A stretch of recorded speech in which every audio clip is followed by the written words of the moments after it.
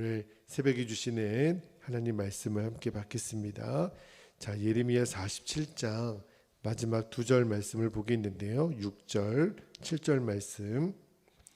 예레미야 47장 6절과 7절 말씀이 짧기 때문에 우리가 같이 합독하여 읽도록 하겠습니다. 6절, 7절. 자, 시작. 오라 여호와의 칼이여, 내가 언제까지 쉬지 않겠느냐? 내 칼집에 들어가서 가만히 쉴지어다. 여호와께서 이를 명령하셨은즉 어떻게 잠잠하며 쉬겠느냐? 아스글론과 해변을 치료하여 그가 정하셨느니라 하니라. 아멘. 하나님 말씀입니다.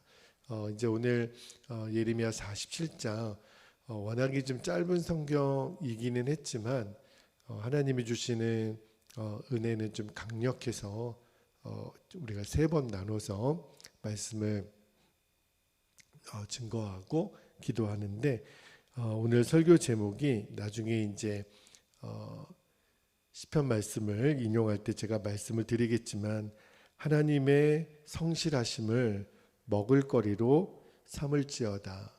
먹을거리로 삼는다라고 하는 것은 날마다 기억한다, 그런 의미죠. 하나님의 성실하심을 우리들이 날마다 기억하며 살게 하소서라는 의미로 제목을 정해봤는데요. 오늘 본문에서 첫 번째로 붙들고 기도할 제목은 이 주제도 예레미야를 읽으면서 여러 번 반복된 주제이죠. 회개도 기회가 있음을 명심하게 하옵소서. 우리가 꼭 기억했으면 좋겠어요. 회개도 무한정으로 허락되어지는 은혜가 아니라 반드시 기회가 있습니다. 자, 오늘 우리가 마지막 읽은 예레미야 47장 6절 7절 말씀은 어떤 말씀이냐면, 하나님이 이제 이 47장 전체가 블레셋이라고 하는 나라의 심판을 행하시는 말씀이잖아요. 자, 이제 심판을 받고 나서 블레셋 사람들이 비로소 하나님 앞에 이제 두 손 두 발 다 들고 완전히 이제 그 죄를 인정하고 울며 회개하는 장면이 이 6절 7절 말씀에 보면 나와요. 자, 6절 말씀을 먼저 한번 보겠습니다. 6절에 보면 오라 여호와의 칼이여, 내가 언제까지 쉬지 않겠느냐? 내 칼집에 들어가서 가만히 쉴지어다. 그러니까 이 말씀이 그 블레셋이 하나님에 대해서 너무 좀 과격한 표현으로 저항하는 것 같지만, 그런데 자세히 읽어보면 이제 블레셋도 자신들이 바벨론에 의해서 이제 처참하게 짓밟히게 되거든요. 그런데 이 일이 바벨론에 의해서 우리가 이렇게 침략을 당하고 무참하게 짓밟히는, 겉으로 보면 그렇게 보이지만 이제 비로소 블레셋 사람들도 알게 된 거예요. 이 일이 누구의 심판인 줄 알았냐면 하나님의 심판인 것을 알았죠. 그래서 여호와의 칼이요. 그리고 이 이어지는 7절 말씀도 쭉 보면 그들이 이제 아마 우리가 말씀으로는 체감하기가 좀 쉽지는 않지만 울며 불며 이제 절규하는 그런 의미로 우리가 7절 말씀을 읽을 수 있는데, 그런데 이제는 소용이 없어요. 이미 하나님의 심판은 시작이 됐고 진행이 되기 때문에 하나님이 한번 정하신 이 징계의 심판은 거둬들일 수가 없는 거죠. 자, 7절 말씀도 한번 볼게요. 7절에 보면 하나님 이렇게 말씀하십니다. 여호와께서 이를 명령하셨다. 블레셋을 향한 심판을 하나님이 명령하셨다는 거예요. 어떻게 잠잠하며 쉬겠느냐? 아스글론과 해변을 치료하여 그가 정하셨느니라. 하나님이 명령하시고 하나님이 정하신 일이라고 하는 거죠. 아니라 이렇게 말씀하세요. 그러니까 하나님의 성품 중에 우리가 공의하심, 정의로우심이라는 성품이 있잖아요. 그러니까 그게 뭘 말하냐면 하나님은 한 번 정하신 일은 바꾸시지 않는다는 거예요. 한 번 하신 일은 반드시 끝까지 이루어내시는 하나님, 그게 공의의 하나님의 성품이거든요. 그러니까 말씀을 묵상하면서 주신 마음이 어떤 마음이냐면 하나님이 이제 징계하시기로 결정하신 다음에 드리는 회개는 아무리 죄를 뉘우신다고 하더라도 그때 회개는 늦은 회개라는 거예요. 그러니까 회개가 기회가 있는 것이라고 우리가 여러 번 말씀을 드렸잖아요. 이미 심판이 진행된 다음에는 회개에도 아무런 소용이 없는 거예요.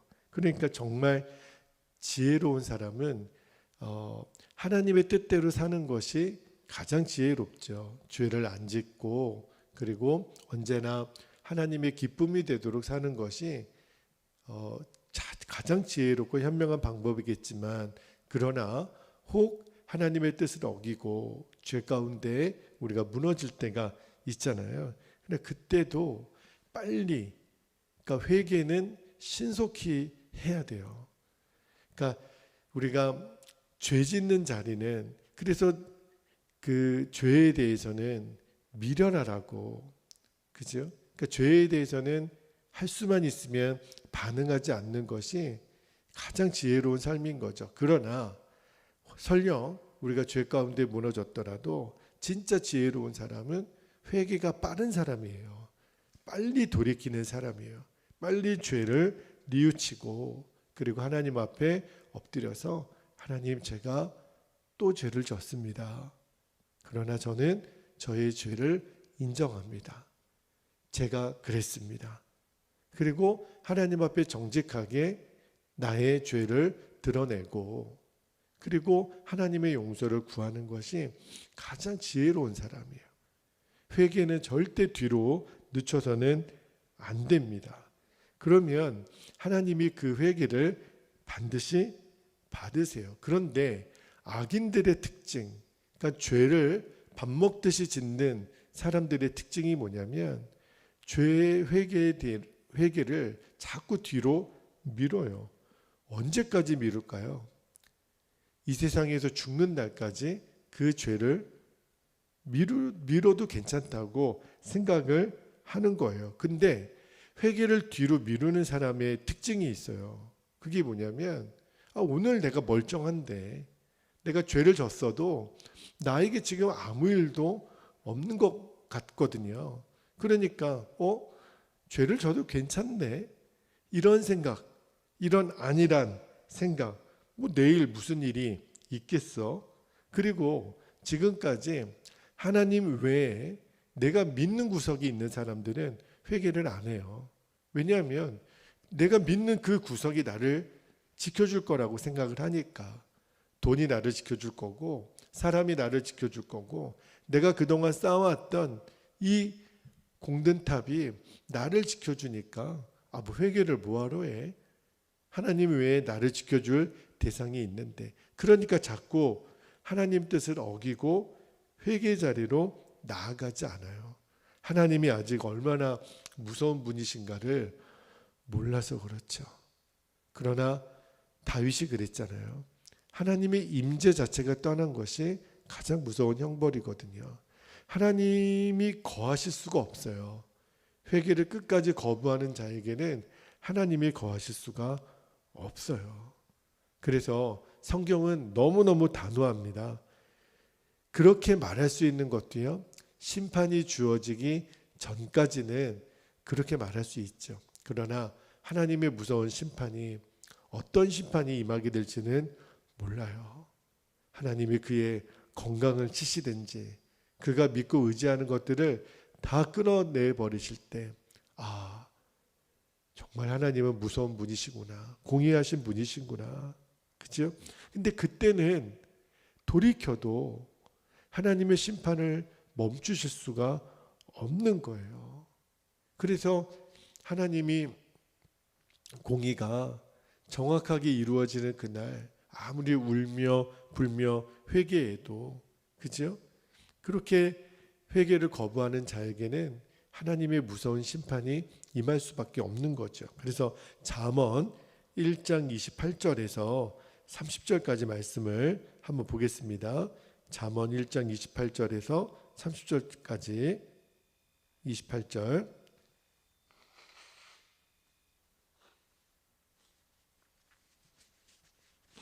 그때 너희가 나를 부르리라. 그래도 내가 대답하지 아니하겠고 부지런히 나를 찾으리라.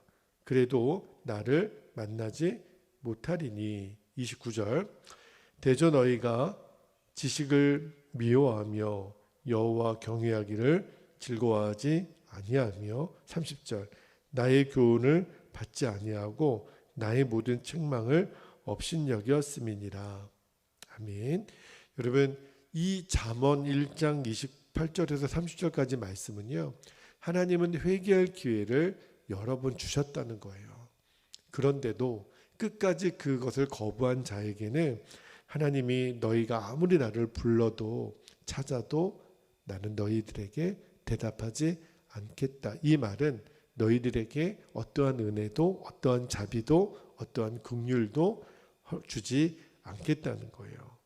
그러니까 이 죄에 대해서 이 후회하고 애통하는 이 회개는요, 하나님의 심판이 임하기 직전에만 유효한 거예요. 여러분, 우리가 음식물이나 그리고 쓰는 물건이 유통기간 또는 사용기간, 음식 같은 경우는 이 음식물을 섭취해도 안전한 기간이 있잖아요. 마찬가지로 회개에도 기한이 있어요. 그 기한을 넘어서면 아무런 소용이 없게 되는 시점이 있습니다. 그래서 우리가 봐야 돼요. 역사를 통해서 봐야 되고 말씀을 통해서 봐야 되고, 하나님을 은혜의 하나님, 아버지로서의 하나님으로 경험해야 되지, 그 구원의 하나님을 심판주 하나님으로 경험하면은 안 돼요. 그러면 어느 누구도 감당을 못합니다. 하나님은 사랑의 하나님 그리고 은혜의 하나님으로만 경험할 수 있는 여러분이 되기를 축복합니다. 심판주 하나님으로 경험하게 되면 아무런 소망이 없게 돼요. 여러분, 하나님의 심판이 이 모든 사람들에게 예외가 없거든요. 그러니까 우리 먼저는 하나님의 자녀된 우리가 그 회개의 은혜, 하나님의 긍휼하심의 은혜를 알기 때문에 이 은혜를 믿지 못하고 여전히 회개할 줄 모르고 또 하나님의 은혜를 거부하는 자에게 먼저는 내 자신이 겸손하게 그 진리를 인정하고 늘 회개의 생활이 우리들에게 있어야 되겠지만, 그러지 못한 이들에게도 우리가 전해 드려야 돼요. 이러시면 안 됩니다. 이렇게 거역하시면 안 됩니다. 비록 우리가 그렇게 권면할 때는 그 사람이 듣든지 아니 듣든지 아마 대부분의 마음이 완악한 사람은 내버려 두라고 얘기합니다. 회개도 내가 알아서 할 거라고. 그러나 여러분, 우리는 알잖아요.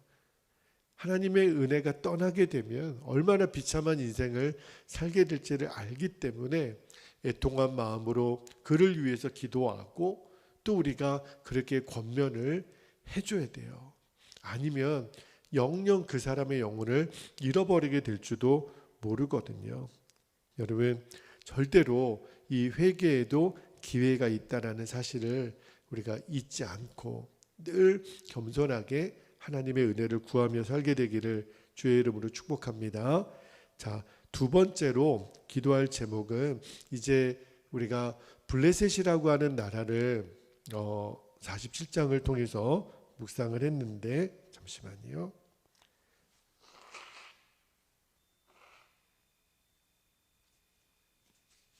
죄송합니다. 47장 블레셋을 통해서 하나님이 이 나라를 통해서 주시는 의미가 뭘까 한번 쭉 묵상해 보다가 이러한 기도 제목을 하나 주셨어요.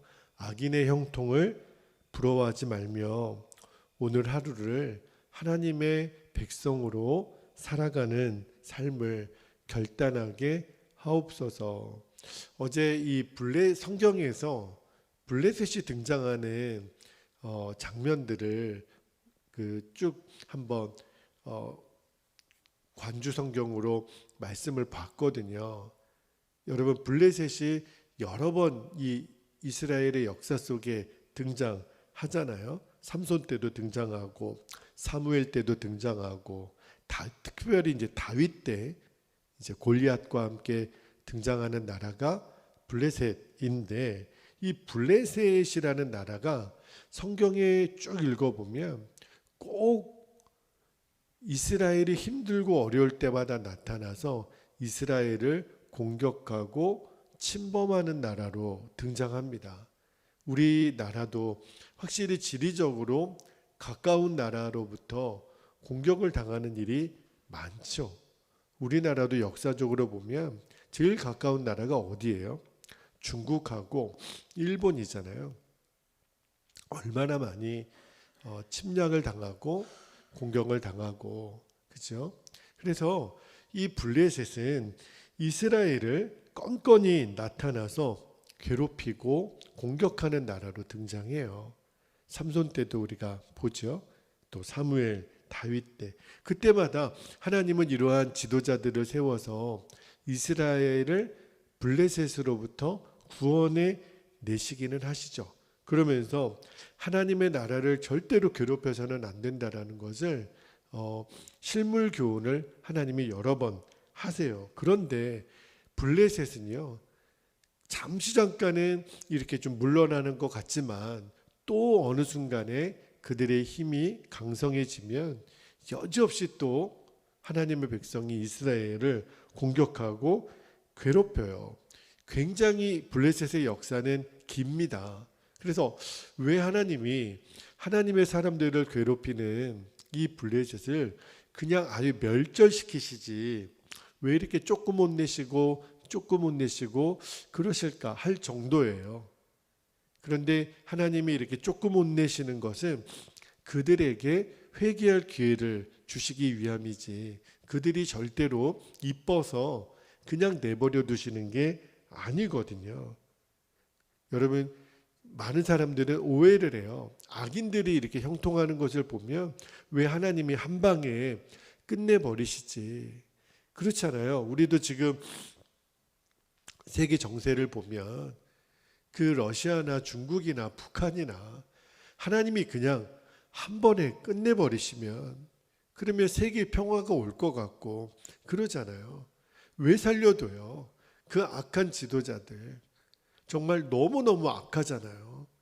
사람의 목숨을 파리 목숨보다 그렇게 가볍게 여기는 그 악한 정권의 지도자들을 왜 하나님 내버려 두시냐 말이에요.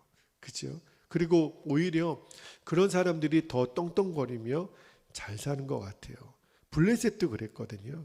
근데 하나님이 블레셋을 결국은 심판하십니다. 하나님의 때가 있다는 거예요. 하나님의 때에 하나님의 방법으로 하나님은 이 블레셋을 철저하게 징계를 하세요. 그들의 죄에 대해서 값을 치르도록 하세요. 그래서 이 블레셋을 쭉 한번 말씀을 살펴보면서 하나님 주신 마음이, 여러분 세상에서 하나님의 백성들을 멸시하고 하나님을 대적하면서 이렇게 승승장구하고 형통하게 보이는 삶을 살지라도, 제가 지난 수요일 날에도 그런 말씀을 드렸잖아요. 하나님 어느 때까지입니까? 어느 때까지 이 악인의 형통을 지켜만 보십니까? 의인의 고난을 지켜만 보십니까? 왜 하나님 침묵하십니까? 그런 회의가 들 때 오늘 이 본문을 기억해 주셨으면 좋겠어요. 아, 하나님의 때가 있구나. 하나님이 저 블레셋을 심판하시는 하나님의 때가 있구나. 하나님은 가장 공의로운 방법으로 하나님의 뜻을 이루세요. 그래서 시편 37편 말씀을 잠깐 볼게요.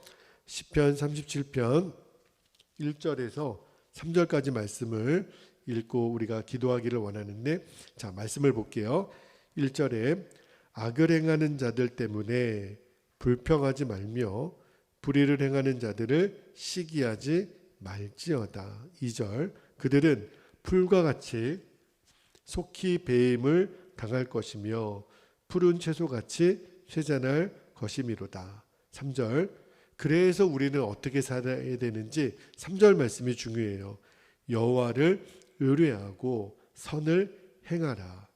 땅에 머무는 동안, 제가 오늘 설교 제목을 이 말씀 때문에 삼았어요. 그의 성실을 먹을거리로 삼을지어다.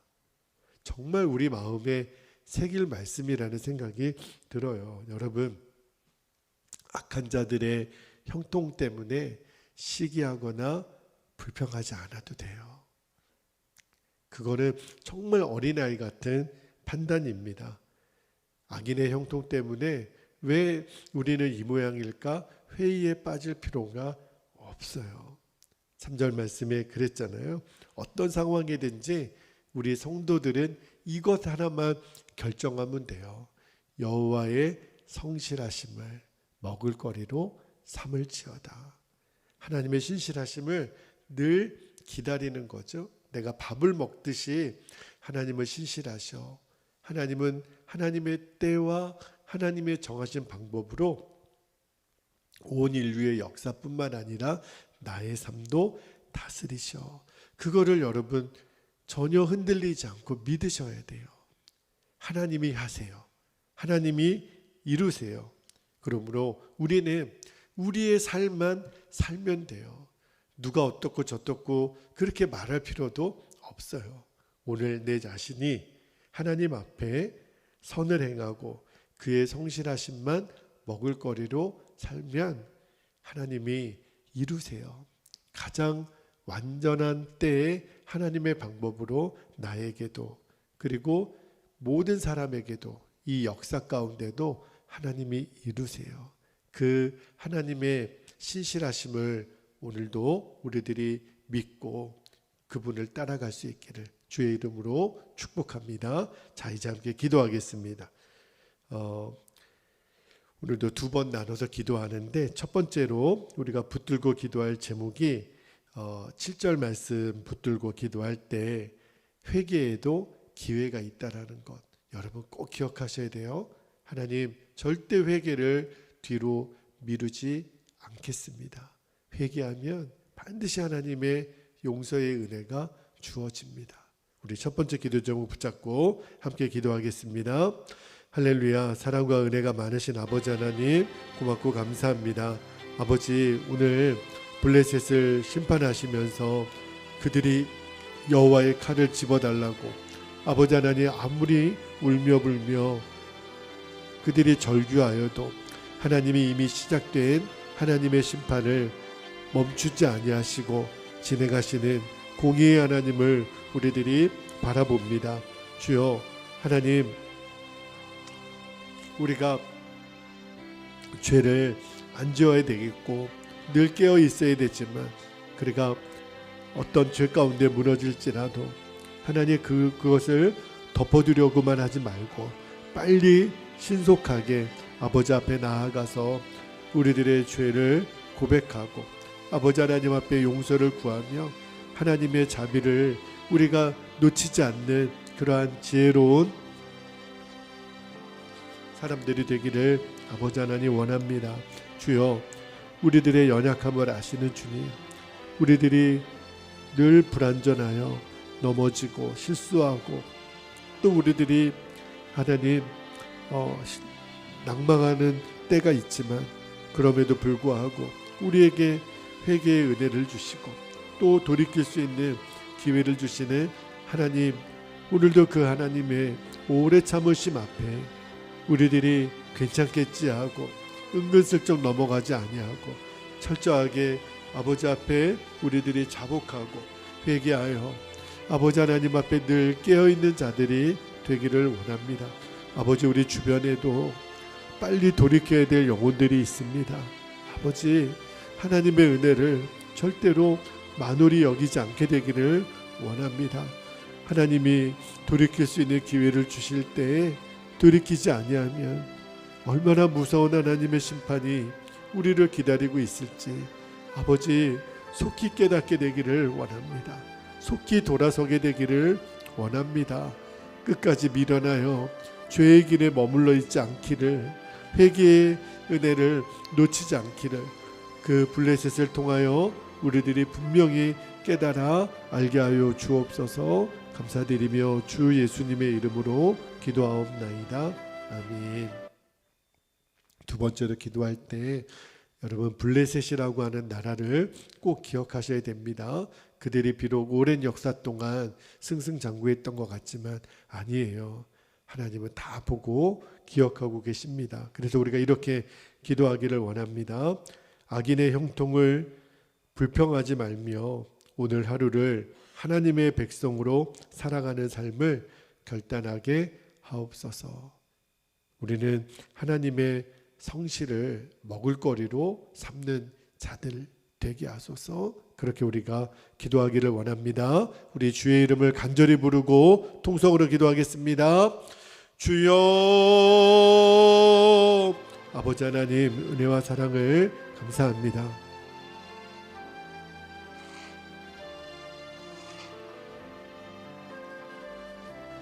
하나님의 은혜가, 하나님의 자비가 늘 우리들에게 아버지 하나님 있지만 때로는 우리가 악인의 형통으로 인하여 마음이 무너지고 마음이 상하고 답답하고 하나님 또 분노가 일어날 때가 있습니다. 어느 때까지니까 하나님의 침묵을 인하여 하나님 의인이 아버지 하나님 좌절할 때가 있지만 그러나 오늘 주님은 말씀하십니다. 하나님의 때가 있고 하나님의 방법이 있음을 주님은 말씀하십니다. 그러므로 우리가 악인의 형통에 대하여 불평하지도 말고 시기하지도 말게 하시고 오늘 하루를 그저 하나님의 백성으로 하나님의 성실과 하나님의 신실하심을 먹을거리로 삼고 사는 천국 백성으로서의 삶을 우리로 하여금 살게 하여 주옵소서. 아버지, 우리가 연약하지만 하나님이 우리를 지키시고 하나님이 우리를 돌보시고 계십니다. 하나님께서 하나님의 자녀들을 어떻게 지키시는지 하나님이 우리의 삶의 증인되어 주시고 온 열방이 이 사실을 알게 하여 주옵소서. 아버지, 우리가 오늘도 아버지의 사람으로 하나님의 자녀로 천국 백성으로 살아갑니다. 하나님, 이 길이 좁고 외롭고 힘들어도 우리는 끝까지 아버지가 원하시는 길을 따라 살아갈 것입니다. 하나님, 다른 사람이 문제가 아니라 오직 내 자신이 하나님 앞에 겸손히 깨어 주의 뜻을 이루는 도구가 되게 하여 주옵소서. 그렇게 인도하실 주님을 찬양합니다. 아버지 감사합니다.